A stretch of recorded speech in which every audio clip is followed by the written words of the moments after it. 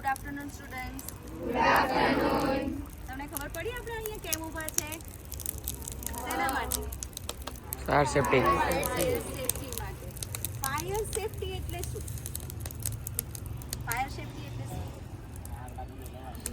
આગ લાગે ત્યારે જ્યારે ઓલવવાની નહીં, આગ જ્યારે લાગી હોય, આપણે અત્યારે ક્યાં છે? સ્કૂલના કેમ્પસમાં.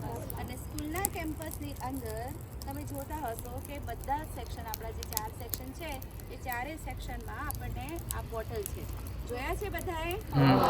તો એ બોટલ છે અને અત્યારે ગવર્મેન્ટ્સના જે ગાઈડલાઇન્સ છે એ પ્રમાણે દરેક સ્કૂલમાં, દરેક જગ્યાએ તમને ફાયર એનઓસી જોવા મળશે.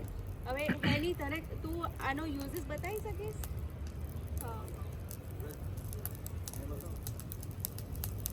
જ્યારે પણ સ્કૂલમાં અમારી આગ લાગશે ત્યારે ફાયર એક્સટેન્શન 4 સેક્શનમાં છે અને કેવી રીતે યુઝ કરવાનું છે એની ટ્રેનિંગ અમને ભાવના મેડમે આપેલી છે.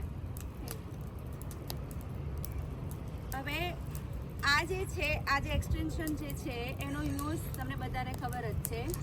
નંબર 1, જ્યારે પણ આગ લાગે કે કંઈ પણ થાય તો આપણને ખબર છે તે પ્રમાણે કે ક્લાસમાંથી ડાયરેક્ટ નીકળવાનું હોતું નથી. પહેલાં તમારું રજિસ્ટર લો, જે ક્લાસ મોનિટર હોય એ રજિસ્ટર લે, એ રજિસ્ટર લઈને સીધું તમને જે ક્લાસ અલોટ કર્યો હોય, જે જગ્યા પર, જે ખુલ્લી જગ્યા પર, ત્યાં તમારે જવાનું હોય છે.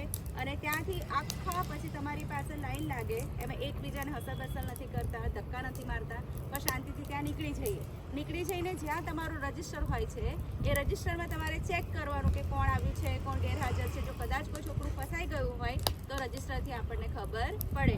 પછી જે સ્ટુડન્ટ્સને ટ્રેનિંગ આપી છે, જે ટીચર્સને ટ્રેનિંગ આપી છે, એ લોકો ત્યાં જ્યાં સુધી ફાયરવાળા નથી આવતા ત્યાં સુધી આ ફાયર એક્સટેન્શનથી આપણાથી જેટલું થાય એ રીતે આપણે જે આગ છે એને બુઝાવવાનો કે ઓલવવાનો પ્રયત્ન કરી રહ્યા છે.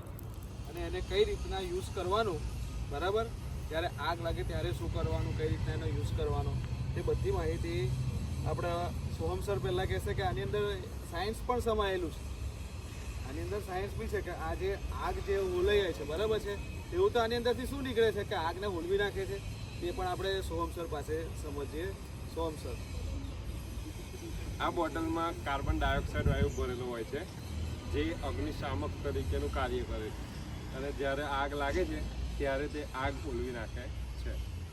ઓકે, રિયલિયા દ્વારા જોઈશું. જો આગ લાગેલી જ છે અને આગ લાગી છે એમાં આપણા ટીચર્સ, પછી આપણા ગાર્ડનર, એ બધા કેવી રીતે આગ ઓલવે છે એ ખ્યાલ આવે. તો જ્યારે રિયલમાં કદાચ ના કરે નારાયણ અને સ્કૂલમાં આવું કંઈક બને તો આપણે સેફટીનું જે ધ્યાન છે એ પણ લઈ શકીએ, પ્રિકોશન્સ લઈ શકીએ અને બહુ જ ઇઝી વેમાં અને જલ્દીથી આગને બુઝાવી લઈએ. તો સર તમે બતાવો એમને એક્ઝામ્પલ.